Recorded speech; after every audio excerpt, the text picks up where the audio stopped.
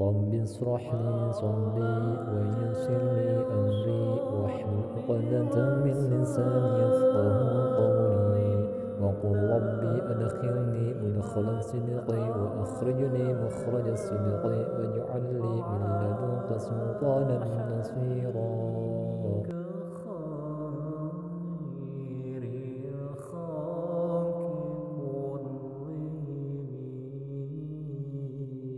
خصوصا إلى روحي وجسد شيخنا ومربي روحنا ومرشدنا المكرم أبا محمد زمر عبد الكريم البنداني في المكان شيء لله له الفاتحة. أعوذ بالله من الشيطان الرجيم. بسم الله الرحمن الرحيم. الحمد لله رب العالمين الرحمن الرحيم مالك يوم الدين. إياك نعبد وإياك نستعين اهدنا الصراط المستقيم صراط الذين أنعمت عليهم غير المغضوب عليهم ولا الضالين. رب اغفر لنا آمين يا رب العالمين. السلام عليكم ورحمة الله وبركاته. الحمد لله حمدا كثيرا طيبا مباركا فيه. اللهم صل على سيدنا محمد وعلى آل سيدنا محمد. أما بعد. Sahabat Muri dan rekan-rekan sekalian dimanapun berada yang dirahmati Allah Subhanahu wa Ta'ala, alhamdulillah pada kesempatan ini kita dipertemukan kembali di channel ini. Semoga kita semua senantiasa mendapatkan ilmu yang manfaat serta mendapatkan rahmat dan ampunan Allah Subhanahu wa Ta'ala. Amin ya Allah ya Rabbal Alamin.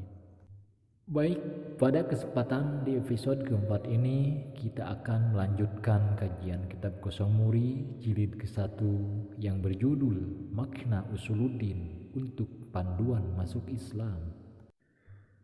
Baik para sahabatku dimanapun berada yang dirahmati Allah Subhanahu wa Ta'ala, bila ada di antara para sahabat, para tamu, para murid, para tetangga maupun ada di antara keluarga kita yang belum masuk Islam dan ingin segera masuk Islam dari negara atau kalangan manapun, insya Allah saya bisa bantu mengenai tata caranya.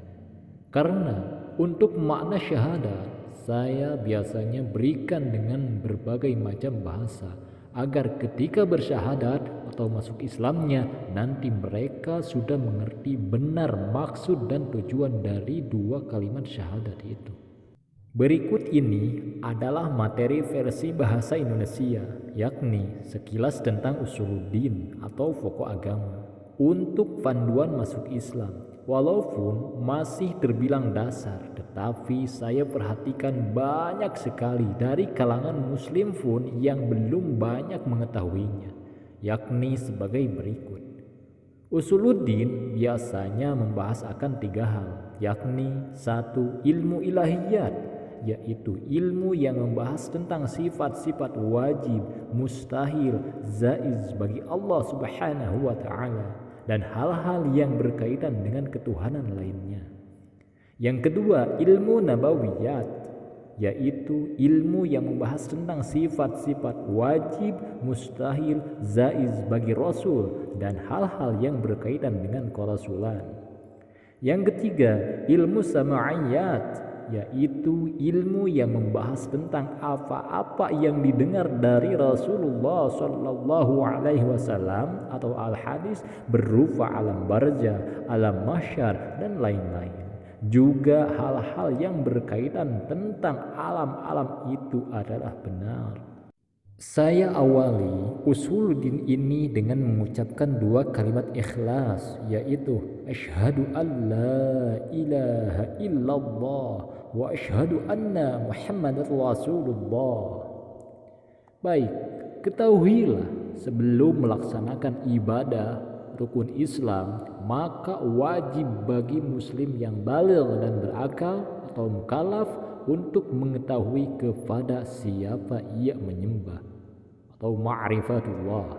Baik, yang pertama ada ihsan, Maknanya dari ihsan tersebut adalah apabila Anda melanggengkan asma Allah dalam setiap nafas Anda, lalu merasakan hudur Allah di kolbi terus dan terus, merasa diawasi selalu oleh Allah Subhanahu wa Ta'ala, merasa dekat dan semakin dekat dengan Allah Subhanahu wa Ta'ala, merasa selalu bersama Allah Subhanahu wa Ta'ala di mana dan kapanpun Anda berada. Setiap gerak-gerik apapun, termasuk diri Anda, termasuk juga setiap gerakan sel yang terkecil pada diri Anda yakini itu semuanya adalah perbuatan Allah Subhanahu wa Ta'ala atau af'alnya Allah. Setiap nama apapun merupakan pantulan dari asma'nya. Setiap makhluk yang memiliki sifat merupakan pantulan dari sifat-sifatnya. Maka pada saat itulah ketika Anda beribadah seakan-akan melihat Allah Subhanahu wa Ta'ala dengan pandangan basyirah. Jika Anda belum bisa meyakini hal itu, yakinilah bahwa Allah Subhanahu wa Ta'ala itu dapat melihat Anda dimanapun Anda berada. Bila hal ini terjadi pada diri Anda, maka Anda masih memiliki iman. Bila Anda meyakini Allah Subhanahu wa Ta'ala itu dapat melihat Anda, tetapi Anda masih saja berbuat dosa dan maksiat, maka Anda sama saja menghina, menyepelekan Allah Subhanahu wa Ta'ala. Bila Anda tidak meyakini bahwa Allah Subhanahu wa Ta'ala itu dapat melihat Anda, maka Anda sudah tidak memiliki iman lagi. Iman Anda telah hilang. Baik sahabat muri dan rekan-rekanku sekalian dimanapun berada yang dirahmati Allah Subhanahu wa Ta'ala, hidayah merupakan petunjuk berupa iman dan Islam yang wajib Anda cari, tempuh dan harus Anda usahakan untuk mendapatkannya sekuat tenaga dan sekemampuan Anda, seperti para sesepuh yang benar-benar. Dan setelah Anda dapat hidayah itu, maka wajib juga untuk Anda jaga dan pertahankan. Perbaharui terus iman Anda sampai ajal menjemput Anda. Karena ajal itu berpisahnya antara ruh dan jasad, bukan berpisahnya iman. Ketahuilah bahwa hidayah yang merupakan petunjuk berupa iman dan Islam itu adalah nikmat yang paling tinggi di muka bumi ini. Maka dapati dan jagalah sebaik mungkin. Tadi ada yang namanya ihsan, sekarang ada yang namanya iman. Maknanya dari iman tersebut adalah meyakini dan membenarkan di dalam hati tentang adanya Allah Subhanahu wa Ta'ala beserta asma dan sifat-sifatnya yang maha sempurna, dan meyakini serta membenarkan tentang risalah yang dibawa oleh Rasulullah Muhammad sallallahu alaihi wasallam, serta apapun yang diucapkan beliau tentang segala hal adalah benar atau shadiq. Iman yang benar atau shadiq adalah diucapkan melalui lisan dan dibenarkan oleh hati atau qalbu, lalu dikerjakan melalui amaliyah perbuatan, sami'na wa ata'na. Iman yang bohong atau munafik adalah diucapkan melalui lisan dan dibenarkan oleh hati atau qalbu, tetapi tidak dibuktikan melalui amaliyah perbuatannya. Kalau bahasa murid, sami'na wa asainya. Baik, berikutnya rukun iman yang 6, yakni 1. Meyakini dan percaya adanya Allah Subhanahu wa Ta'ala beserta asma dan sifatnya yang maha indah atau jamal, maha agung atau jalal, lagi maha sempurna atau kamal, sebagai Tuhan satu-satunya yang hak untuk wajib disembah. Dan wajib juga untuk mengetahui 99 asma'nya, 41 aqaid sifat-sifat Allah Subhanahu wa Ta'ala, wajib, mustahil, dan zaiz.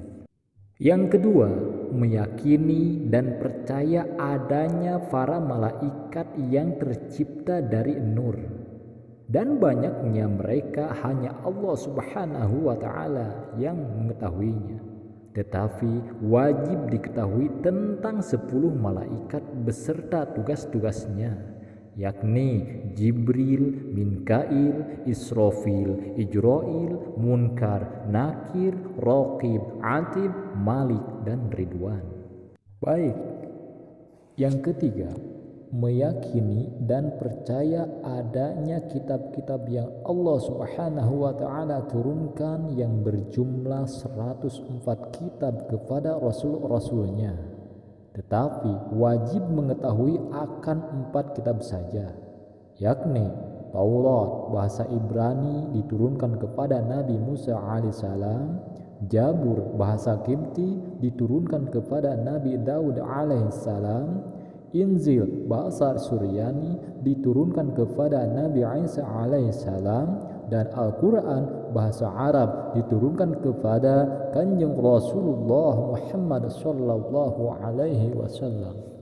Yang keempat, meyakini dan percaya adanya utusan-utusan Allah Subhanahu wa ta'ala yang berjumlah 313 rasul dan 124.000 nabi. Sedangkan penutup para nabi dan rasul adalah Nabi Muhammad sallallahu alaihi wasallam, dan nama lain beliau ada 204 nama.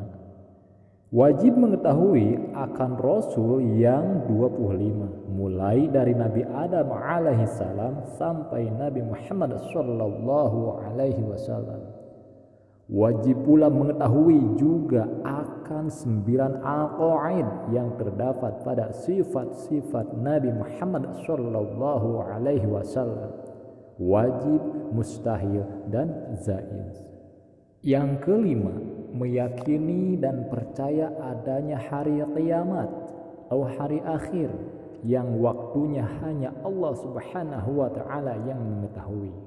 Tetapi wajib mengetahui tanda-tanda besar datangnya kiamat, bukan bahasa makna, seperti munculnya Ya'juj dan Ma'juj, Dajjal, terbitnya matahari dari barat, dan lain-lain.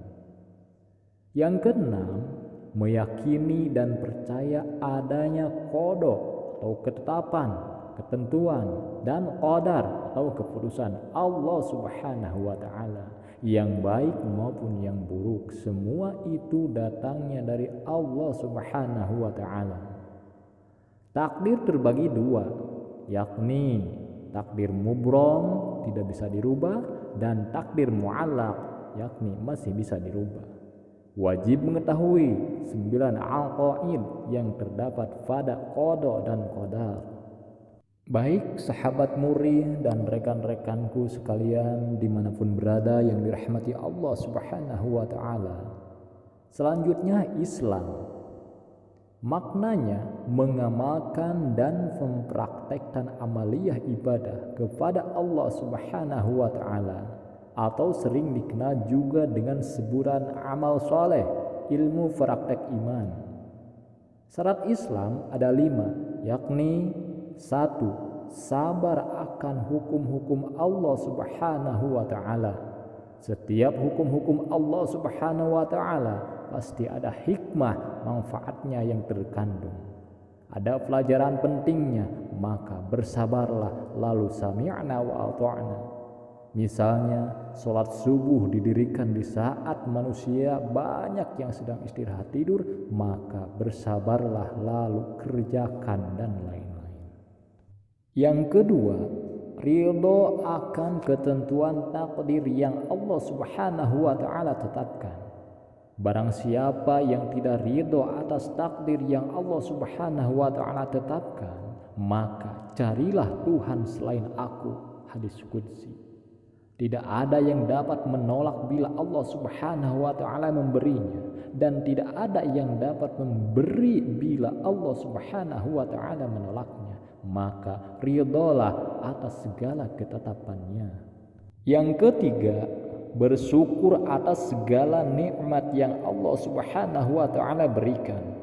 Bersyukur dengan bukti-bukti yang nyata, bukan hanya di lisan saja, seperti berlomba-lomba dalam berbuat baik, fastabiqul khairat, sebagai salah satu tanda bersyukur. Yang keempat, ikhlas dan berserah diri atau tawakal hanya kepada Allah Subhanahu wa taala.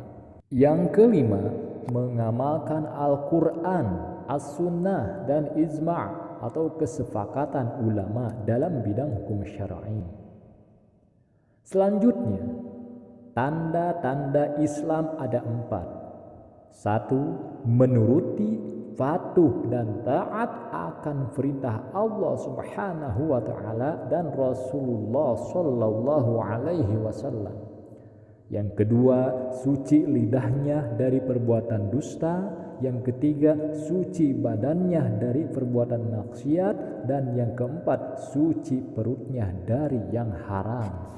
Selanjutnya, melaksanakan rukun Islam yang 5 dengan ikhlas. 1. Mengucapkan 2 kalimat syahadat dengan ikhlas, faham dan meyakini benar makna serta maksudnya. 2. Mendirikan sholat 5 waktu yang disertai ilmunya. 3. Membayar zakat diri atau fitrah dan zakat harta atau mal. Yang keempat, berpuasa di bulan Ramadan sebulan penuh sesuai ketentuan syar'i. Yang kelima, melaksanakan haji ke Baitullah, Mekah Al-Mukarramah Musyarrafah dan Madinah Al-Munawwarah pada bulan Dzulhijjah. Bagi yang tidak mampu, wajib berazam, seperti saya berazam untuk pergi haji. Bagi fuqara wal masakin, Islamnya tetap sempurna walaupun tidak mampu untuk berangkat haji. Hanya saja bila laki-laki harus melaksanakan sholat Jumu'ah minimal sebanyak 40 kali berturut-turut.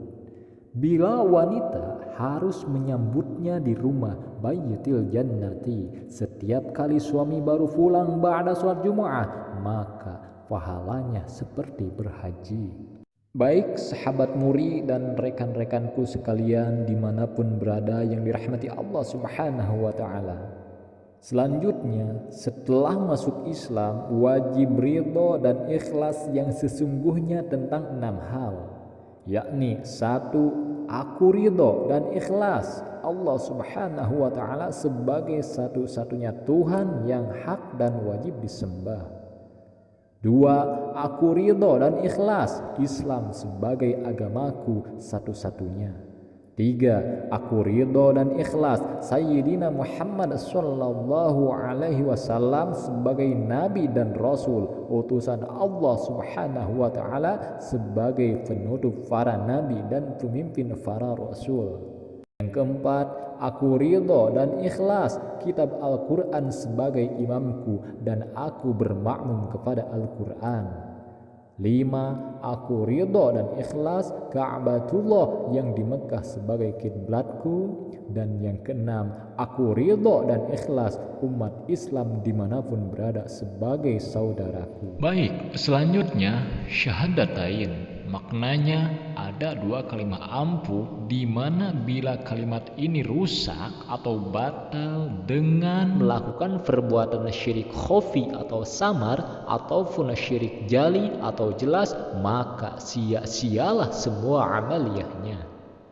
2 kalimat ampuh ini adalah kalimat pernyataan dan persaksian dari seorang hamba, yakni bersaksi bahwa tidak ada Tuhan kecuali hanya Allah Subhanahu wa ta'ala dan Nabi Muhammad sallallahu alaihi wasallam adalah utusan Allah. Ketahuilah, dalam sehari semalam umat Islam 9 kali bersaksi, itulah sholat fardu. Syahadat terbagi 2. 1. Syahadat tauhid, lafadznya asyhadu alla ilaha illallah. Yang kedua, syahadat rasul, lafadznya wa asyhadu anna muhammadar rasulullah.